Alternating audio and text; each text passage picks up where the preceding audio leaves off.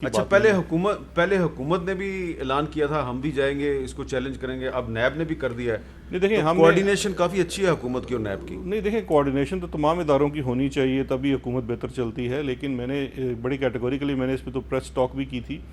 हमने ईसीएल के ऊपर कहा था कि ईसीएल का जो मामला है और इनका जो ब्लैक लिस्ट का मामला है उसमें हुकूमत, क्योंकि उस वफाकी हुकूमत उसमें पार्टी है, ये जो बेल का मैटर है इस पर मैंने अपनी प्रेस टॉक 2 दिन पहले मैंने और फवाद चौधरी साहब ने की थी और कैटेगोरिकली कहा था कि नैब को मैं समझता हूँ इसमें अपील में जाना चाहिए। अच्छा, अब मरियम औरंगजेब साहबा जो है वो उन्होंने भी आज कुछ सवाल उठाए हैं, ज़रा सुने वो क्या कह रही हैं। लाहौर मेट्रो, मुल्तान मेट्रो, डिफिड की स्टोरी प्लांट गई, कहाँ गई वो हकायक? इस वक्त जो ट्रायल है 58 मौलियों और 110 गवाहान ने, एक ने शहबाज शरीफ के खिलाफ गवाही नहीं दी। 58 मौलियों में शहबाज शरीफ का नाम नहीं है। अक्टूबर 2018 में सुप्रीम कोर्ट ने मुस्तरद की नैब की अपील और क्वॉशमेंट की हुदैबिया पेपर मिल्स की। अच्छा, अब सुप्रीम कोर्ट अगर ख़त्म कर देता है, आप कहते हैं कि नई एविडेंस आ गई आपके पास, तो वो नई एविडेंस कुछ बताएंगे आप क्या है? देखिए, 2 चीज़ें हैं। पहली तो बात यह है कि मैं तो आजकल जितना मैं गौर कर रहा हूँ शहबाज शरीफ साहब की लीगल टीम के ऊपर, उससे मुझे अफसोस होता है कि गलत ऑर्डर लेके कोर्ट से आ गए।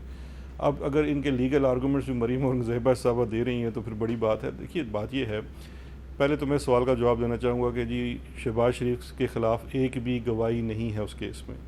मेरा एक बड़ा सिंपल सा सवाल है कि बजाय आप इतना ज़्यादा बात करने के और कभी बेल ऑर्डर में चीज़ ढूंढने की या किसी और में जुड़ने की, कानून के अंदर 265 के है, जिस आपके ख़िलाफ़ रेफरेंस फाइल हो जाता है और आपके ख़िलाफ़ कोई गवाही नहीं है तो आप वो एप्लीकेशन मूव करें, अदालत से अपने आप को फौरी तौर पर बरी जुमा करा लें।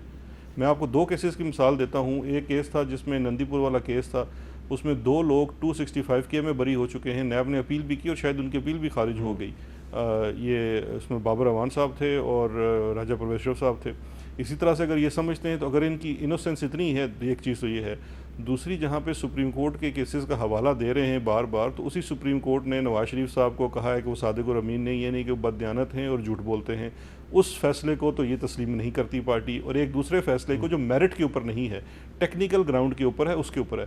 हम टेक्निकल ग्राउंड के ऊपर केस खोलने की बात नहीं कर रहे, हम मेरिट के ऊपर केस खोलने की बात कर रहे हैं, और मेरिट के अंदर न्यू फाउंड एविडेंस भी हो सकता है।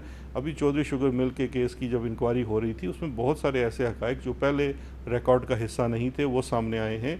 और इसकी जो पहली इंक्वायरी हुई थी सन 2000 से पहले हुई थी। 9/11 के बाद पूरी दुनिया में जो ताउन हो रहा है, बिकॉज इस केस में बहुत सारा जो एविडेंस है वो पाकिस्तान से बाहर से आना था, उसमें बहुत ज़्यादा हमें पेशरफ्त हो रही है। तो मैं ये समझता हूँ कि ये बड़ा अहम हिस्सा होगा जो नया एविडेंस इसके अंदर आएगा, और even technical ground, legal ground के ऊपर भी हमारा ये ख्याल है। और इंशाल्लाह जब हम ये पूरी तैयारी के साथ जाएंगे अदालत में तो इनको नज़र आ जाएगा। इसका मतलब ये नहीं है कि जो शहबाज शरीफ साहब के पास पहले से जो केस ज़ेर समाअत थे वो कमज़ोर पड़ गए? नहीं, ये हरगिज़ नहीं है। बल्कि मैं आपको बताता हूँ, मीर साहब, जिस वक्त हमारी ये डिस्कशन हो रही थी आपस में सबकी बैठ के, ये आर्गूमेंट सबसे पहले मैंने रेज़ किया था। मैंने ये आर्गूमेंट रेज़ किया जी कि जब हम ये बात करेंगे कि हम ये हुदैबिया का पेपर खोलने जा रहे हैं केस, तो पहला जो क्वेश्चन आएगा या पहला सवाल उठाया जाएगा मोस्टली अपोजिशन की तरफ से कि जी आपका दूसरा केस वीक हो गया है। लेकिन इसका सिंपल जवाब ये है कि हर केस अपने फैक्ट्स और अपने एविडेंस के मुताबिक होता है। जो शहबाज शरीफ और इनके ख़ानदान के ऊपर टीटी वाला केस है, अगर आप उसको सिंपल अल्फाज में समझना चाहें तो वो जो एक मिथ बनाई हुई थी, पिछले दिनों ये 3 लोगों ने बैठ के बड़ी प्रेस कॉन्फ्रेंस भी की थी। उन्होंने कहा जी ये तो अमीर इब्ने अमीर थे, जबकि दूसरे भाई कहते हैं कि जो वो एक बड़े आम से आदमी थे और उन्होंने मेहनत करके सब कुछ बनाया। तो वो तो कॉन्ट्रडिक्शन अपनी जगह। लेकिन एक जो मिथ बनाई हुई थी, हमने तो सिर्फ उसको रिकॉर्ड के बेस के ऊपर इस केस में अगर देखा जाए टीटी वाले में, कि आपके असासे सिर्फ शहबाज शरीफ, इसमें आप नवाज शरीफ को माइनस कर दें, शहबाज शरीफ के फैमिली के 1.5-2 करोड़ के असासे थे आज से 15 साल पहले, और उनमें जो इजाफा हुआ वो 7 अरब का हुआ, और 7 अरब के इजाफे की खुद जो जस्टिफिकेशन दे रहे हैं वो फॉरेन रेमिटेंसेस हैं, और वो सारी की सारी फॉरेन रेमिटेंसेस जो हैं वो जालसाजी से हैं, क्योंकि एक भी रेमिटेंस भेजने वाला उसको ना ओन करता है, ना वो पाकिस्तान से बाहर गया है। ये असल केस है इनके खिलाफ।